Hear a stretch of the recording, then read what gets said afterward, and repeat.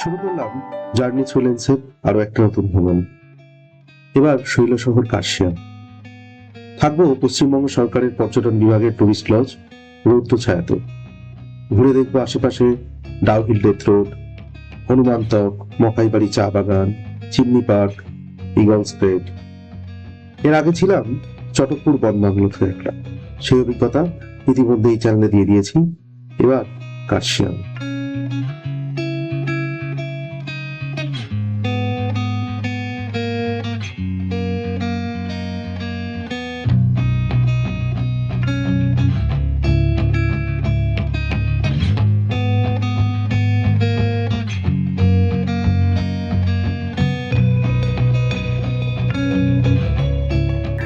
কার্শিয়াংয়ে এলাম চটকপুর থেকে। শেয়ার গাড়ি করে 60 টাকা করে নিল আমাদের। এটা WBTDCL এলাম আমরা। এর আগে আমরা WBFDC ঘুরেছি অনেকগুলো, এই প্রথম একটা WBTDCL এলাম। এর আগে কি আমরা হচ্ছে পুরনো WBTDC না না ঘুরিনি। বেশ ভালো একটা স্মেল রয়েছে। স্মেল অফ গ্রিন ভাজি।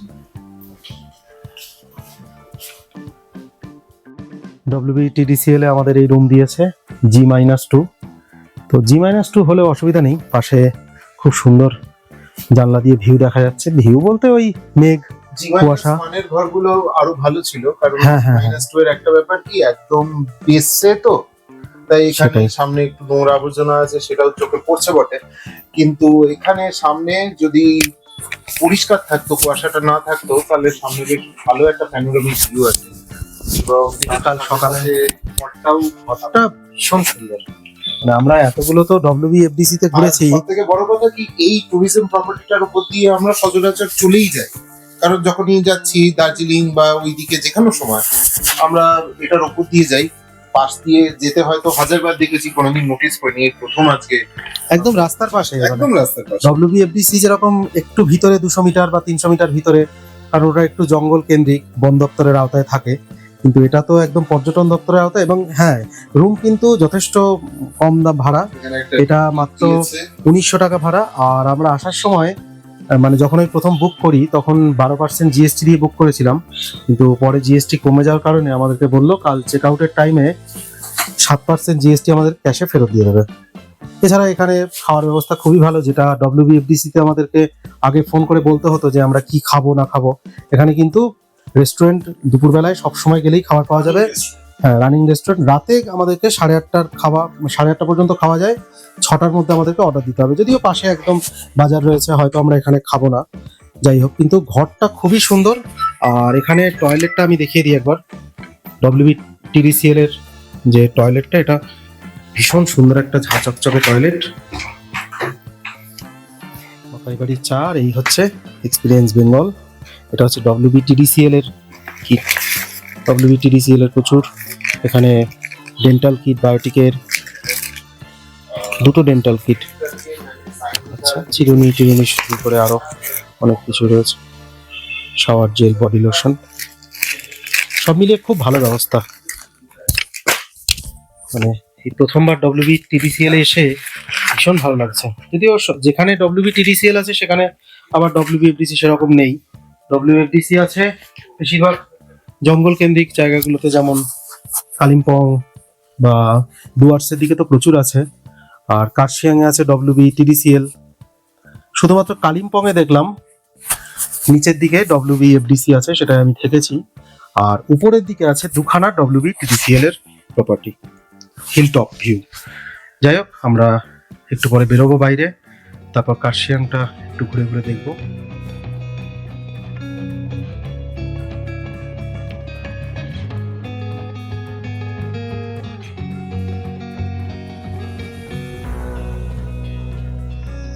এখানকার যে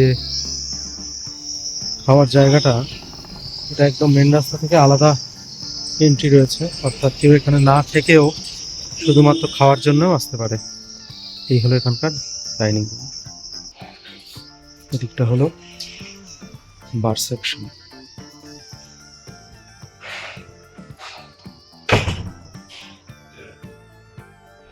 হাজার ঘন্টা জিনিস আছে এখানে। চাউমিনের দাম হচ্ছে খুবই রিজনেবল দাম। আমাদের দিয়েছে থুকপা আর মিক্স চাউমিন। আমরা এটা WBTVC এর যে প্রপার্টি আছে তাদেরই যে রেস্টুরেন্ট সেখানে বসে আমরা খাচ্ছি। তো অনেকদিন ভাত ডাল খাওয়ার পরে আজকে একটু সকলে একটু অন্যরকম কিছু খাওয়া যাক।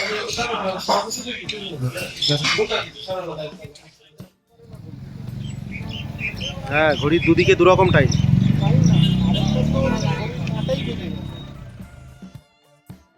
লাঞ্চের পর বেরোলাম কার্শিয়াংয়ের আশেপাশে ঘুরে দেখতে। আপাতত সন্ধ্যের আগে ডাউহিল রোড আর হনুমানতক পর্যন্ত যাব।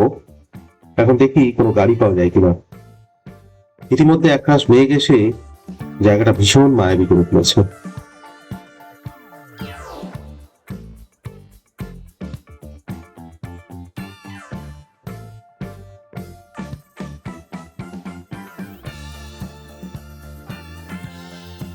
দার্জিলিং এর সঙ্গে সমতলের যোগাযোগের জন্য যে টয় ট্রেন চালু করা হয়েছিল 1880-তে, এই স্টেশনটা তার মধ্যে একটা অন্যতম গুরুত্বপূর্ণ।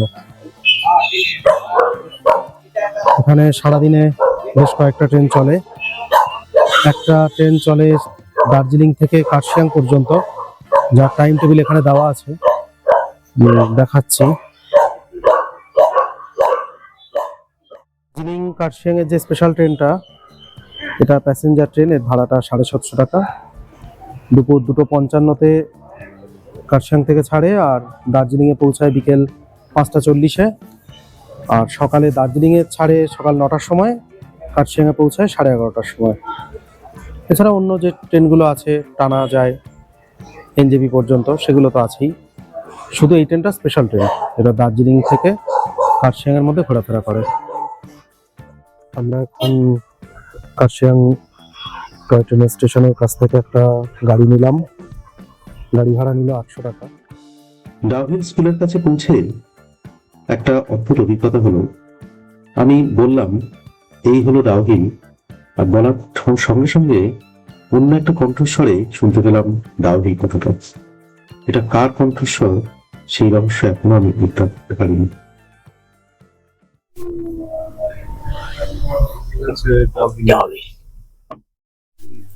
এই মুহূর্তে দাঁড়িয়ে আছি ডাউহিল স্কুলের সামনে।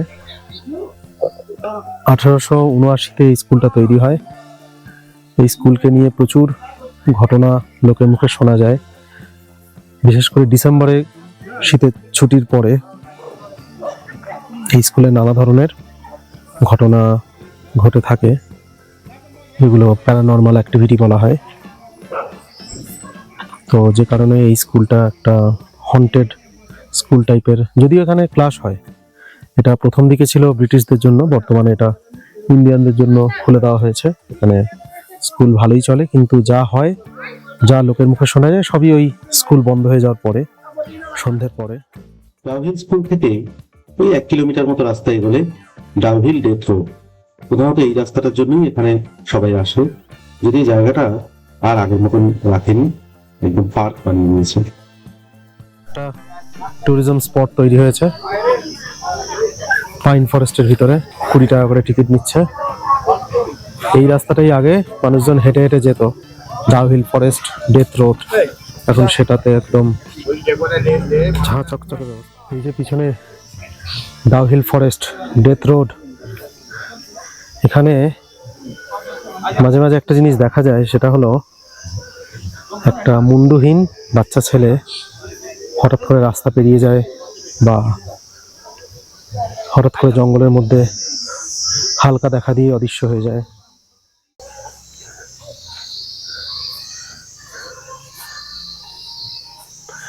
I love pine tree.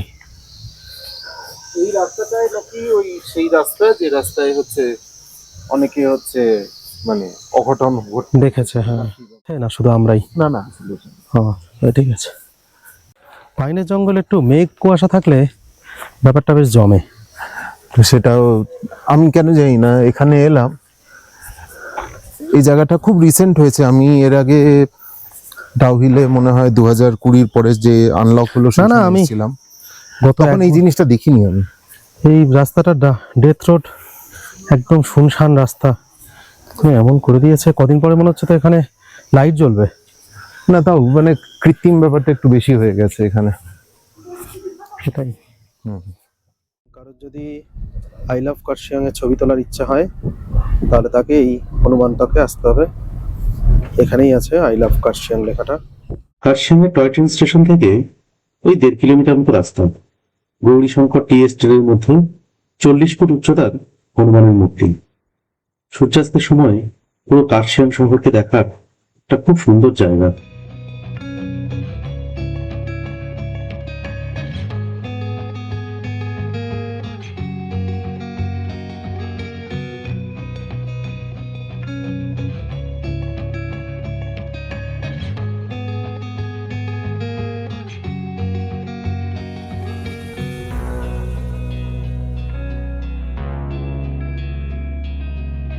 কার্শিয়াংয়ে পৌঁছাতে পৌঁছাতে সন্ধ্যা হয়ে গেল।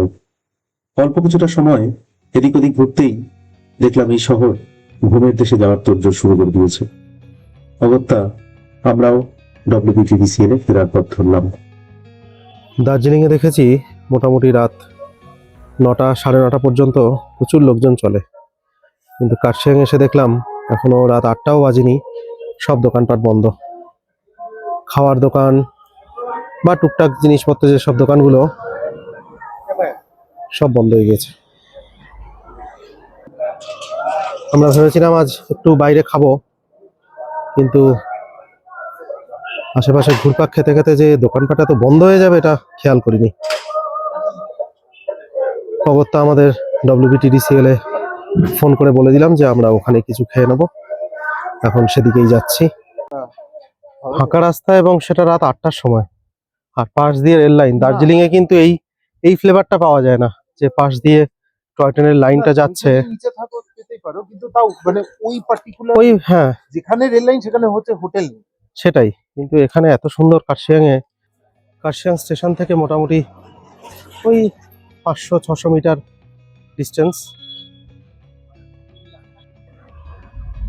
আলোয় আলোয় সুন্দর করে সাজানো এদের এই কিচেন। দিকের গেটটা বন্ধ হয়ে গিয়েছে, মানে এখন বাইরের লোক কেউ খেতে আসতে পারবে না। এখন বাজে রাত 8টা 10-15 বাজে।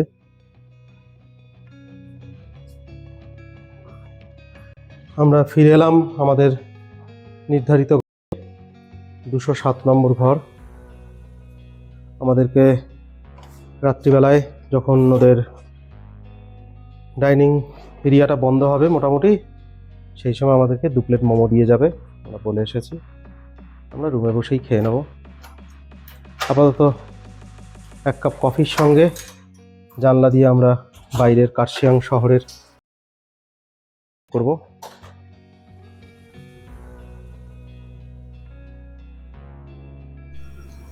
Welcome to Kurseong, the land off white orchid. যদিও হোয়াইট অর্কিড এই মুহূর্তে আমার সেরকম চোখে পড়েনি, কিন্তু এই জায়গাটার নাম land off white orchid. Kurseong থেকে স্কুটি নিয়ে আমরা এখন মকাইবাড়ির দিকে রওনা দিলাম। প্রথমে দুবার গুগল ম্যাপ ফেল করলো। যেসব রাস্তা আমাদেরকে দেখাচ্ছিল সেগুলো দিয়ে মানুষ সিঁড়ি দিয়ে ওঠানামা করে, গাড়ি নিয়ে আমার পক্ষে যাওয়া সম্ভব না। তারপরে অনেক খুঁজে খুঁজে একটা সরু রাস্তা দিয়ে মেন রোডে এলাম। এই রাস্তাটা এখন সোজা যাবে মকাইবাড়ির দিকে, ওই আর 3 কিলোমিটার মতো বাকি। 1859 সালে তৈরি হওয়া এই মকাইবাড়ি চা বাগান পৃথিবীর মধ্যে প্রথম। যত ধরনের দামি চা দার্জিলিং চা নামে বিখ্যাত, তা বেশিরভাগটাই এখান থেকেই তৈরি হয়। আঁকা বাঁকা পথ ধরে আমরা প্রথমে চা বাগানটা দেখে আসবো, তারপরে আমরা টিকিট কেটে টি ফ্যাক্টরিতে গিয়ে চায়ের প্রসেস দেখবো।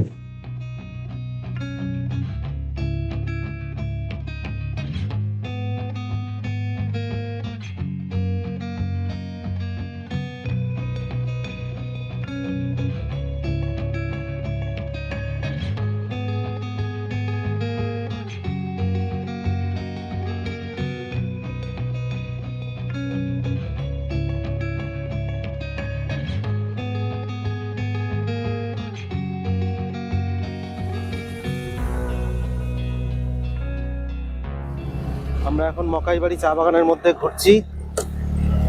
একটু আগে নেমেছিলাম, এখন আবার উপরের দিকে যাচ্ছি। এখানে বেশ কয়েকটা প্রাইভেট প্রপার্টি আছে, ওগুলো সম্ভবত এখানকার যারা অফিসার লেভেলের লোক তারা থাকে।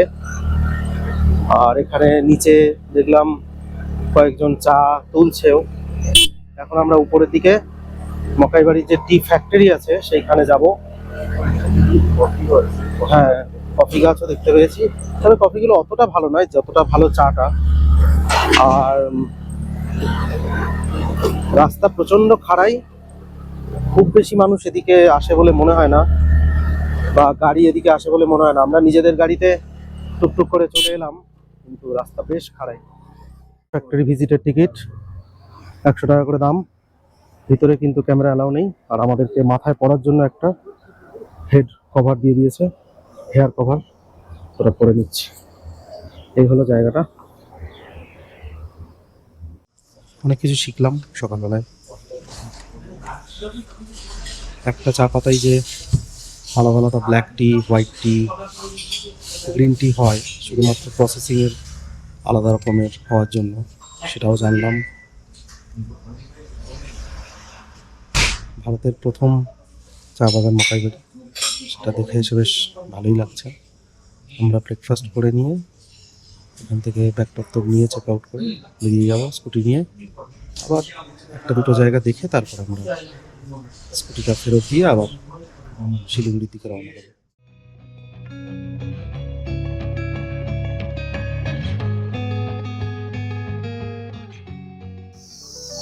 কার্শিয়াং থেকে সোনাদার দিকে আমরা 4 কিলোমিটার মতো এসে একটা রাস্তা ডান দিকে বেঁকে যাচ্ছে, সেটা দিয়ে উপরে উঠে এখন উঠছি জঙ্গলের মধ্যে দিয়ে।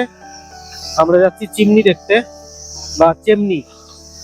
শতাব্দী প্রাচীন একটা বড় একটা কি বলবো টাওয়ার টাইপের, যেটা ইংরেজরা প্রথম বিশ্বযুদ্ধের সময় ব্যবহার করত, সেটা আমরা এখন দেখতে যাচ্ছি। ওখানে একটা পার্কও আছে শুনেছি। এখন এই রাস্তাটা আদৌ শেষ পর্যন্ত যেতে পারবো কিনা জানি না। দু একজন বললো রাস্তাটা খারাপ, আবার এক দুজন বললো যে যাও, অসুবিধা নেই। তো আমরা যাচ্ছি সেই ভরসায়, দেখা যাক।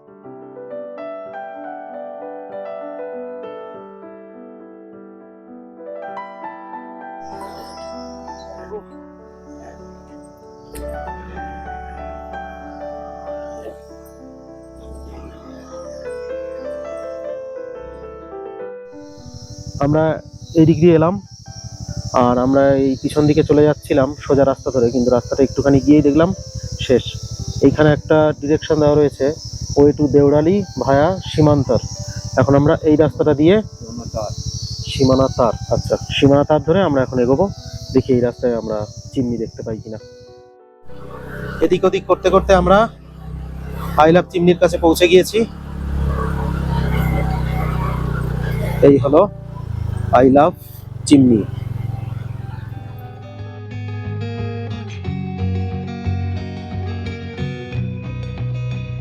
চিমনি হেরিটেজ গার্ডেন, এটা একটা পার্ক, আবার এর মধ্যেই চিমনি রয়েছে। 20 টাকা করে টিকিট লাগবে। সকাল 10টা থেকে বিকেল 4টে পর্যন্ত খোলা থাকে। কার্শিয়াং থেকে 7 কিলোমিটার দূরত্বে 24 ফুট উচ্চতার এই চিমনি প্রথম বিশ্বযুদ্ধের সময় ব্রিটিশদের একটা আস্তানা ছিল। শতাব্দী প্রাচীন এই চিমনিকে নিয়ে আর তার চারপাশে অল্প কিছু জায়গা নিয়ে একটা পার্ক বানানো হয়েছে। এইদিকে ভিউ পয়েন্ট আছে, কয়েকটা ছোট ছোট দোকানও রয়েছে।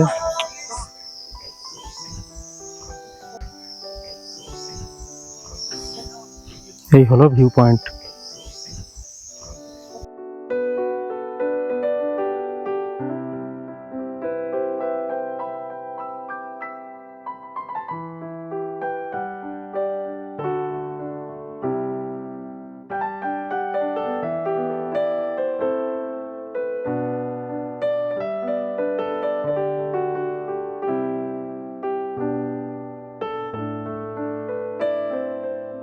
এই পথেই গতকাল বিকেলে আমরা ডাউহিল রোড দেখতে এসেছিলাম।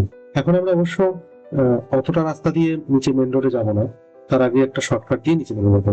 আর সেখান থেকে 2.5 কিলোমিটার দূরত্বে ইগলস ক্রেগ, অর্থাৎ চা বাগানের মধ্যে একটা বড় টাওয়ার, যেখান থেকে পাখির চোখে অনেক দূর পর্যন্ত দেখা যায়। এছাড়া ওখানে গোর্খা যুদ্ধের স্মারক হিসাবে একটা বড় সাইজের ছড়িও রাখা আছে। একটা অসাধারণ রাস্তা দিয়ে নেমে যাচ্ছি নিচের দিকে, যেখানে একাই যেতে হবে, দুজন যাওয়ার উপায় নেই।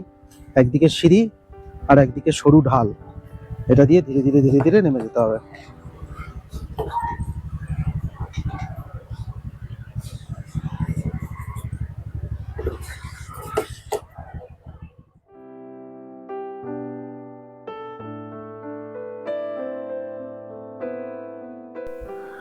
কার্শিয়াং শহরটা ভালো করে দেখার জন্য একটা জায়গা হলো ইগলস ক্রেগ।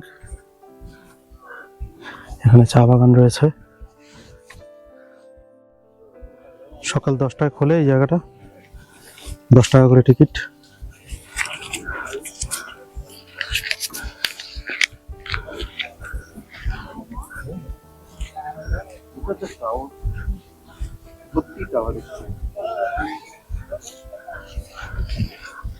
টেলিভিশন টাওয়ার,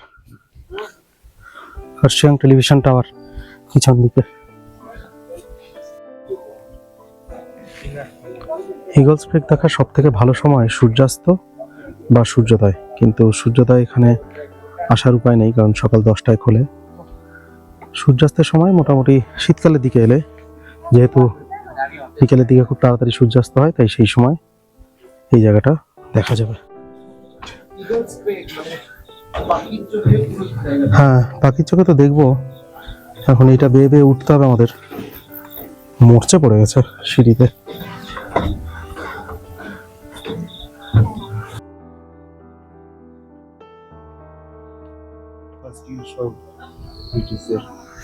হাতের জিনিস, কি জিনিস বানিয়ে গেছে এখনো টেকসই হয়ে আছে। সেটাই। আমাদের ব্রিজ হচ্ছে একটা, দুদিনে এটা ছুঁতেও নিজেরও কিরকম লাগে, কত ঐতিহাসিক ব্যাপারে।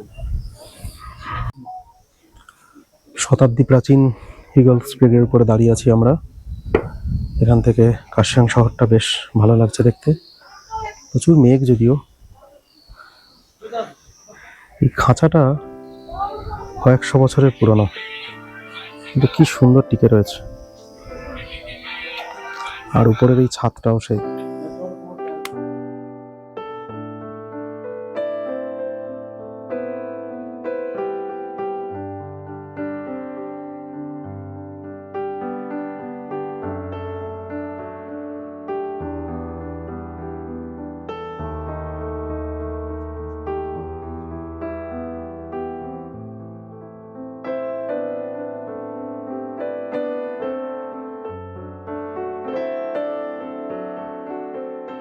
আমরা বসে আছি কার্শিয়াং স্টেশনের ভিতরে, ক্যাফেটে সেন্ট্রালে, যেটা 1881-তে তৈরি হয়েছে।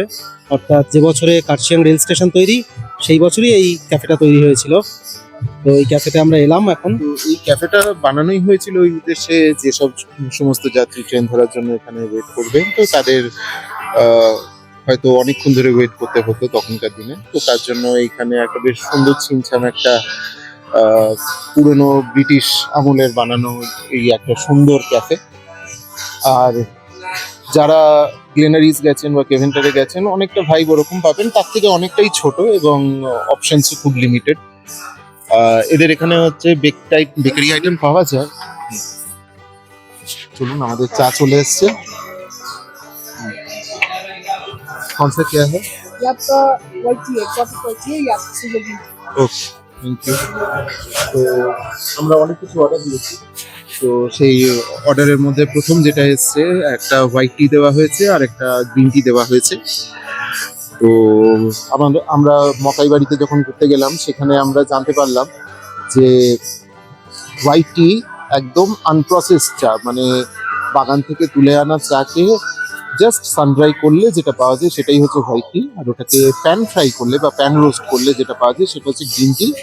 আর সেই সেম পাতাকে যদি আমরা অক্সিডাইজ করে যদি 24 ঘন্টা অক্সিডাইজ করি, তাহলে হচ্ছে যে জিনিসটা আমরা পাই সেটা হচ্ছে ব্ল্যাক টি। আর যদি 12 ঘন্টা বা 6 ঘন্টা, আমি এক্সাক্ট হিসাবটা আমি হচ্ছে হয়তো ভুলও বলতে পারি, তো সেটা করলে আমরা যেটা পাই সেটা হচ্ছে উলং টি। তো হোয়াইট টি যে জিনিসটা, সেটা হলো যেহেতু এখানে কোনো প্রসেসিং হয় না বা অক্সিডেশনের প্রসেসের ভেতর দিয়ে যায় না, চায়ের যে সমস্ত গুণাগুণ সেটা অ্যান্টি অক্সিডেন্ট সবকিছু এর মধ্যে পাওয়া যায়। আর আরো অনেক কিছু আইটেম অর্ডার দেওয়া আছে, তো সেগুলো আস্তে আস্তে আসবে। তো যারা এখান থেকে সোজা কার্শিয়াংয়ের উপর দিয়ে দার্জিলিং এ চলে যান, এই পার্টিকুলার জায়গাটা হয়তো অনেকে মিস করে যান, যেহেতু কার্শিয়াং স্টেশনটা একটু ভেতরে, রাস্তা থেকে বাঁদিকে ভেতরে। তো কোনোদিন কার্শিয়াং বেড়াতে এলে অবশ্যই এই জায়গাটা মিস করবেন। আমরা এখানে কিছুক্ষণ আগে তো চা অর্ডার দিয়েছিলাম এবং তার সাথে সাথে আমাদের বলতে পারেন স্টার্টার মেন কোর্স সব একসাথেই চলে এসেছে। একটা সেসমি চিকেন বলা হয়েছিল আর একটা চিকেন গার্লিক নুডল বলা হয়েছিল, তো দুটোই চলে এসেছে। তো এখন আমরা খেয়ে দেখি কেমন লাগে। ক্যাফে ডে সেন্ট্রালের উপরে দাঁড়িয়ে আছি। সবকিছু একদম সেই পুরনো আমলে যেরকম ছিল সেইভাবেই রয়েছে, শুধু একটাই জিনিস নতুন এসেছে, সেটা হলো উপরের এই সিলিং ফ্যান। কার্শিয়াংয়ে সিলিং ফ্যান মানে এটা ভাবাই যায় না। গরমকালেও যেখানে তাপমাত্রা 15 থেকে 20 ডিগ্রি সেন্টিগ্রেড থাকে, সেখানে এখন ফ্যান ব্যবহার করতে হচ্ছে। আশেপাশে যা যা আছে মোটামুটি দেখে নিলাম। কাল বিকেলে গাড়িতে ঘুরেছি, আর আজ স্কুটি নিয়ে তো ঘুরলাম। যদি ভিডিওটা ভালো লাগে অবশ্যই লাইক শেয়ার করবেন এবং সাবস্ক্রাইব করতে ভুলবেন না। ভালো থাকবেন।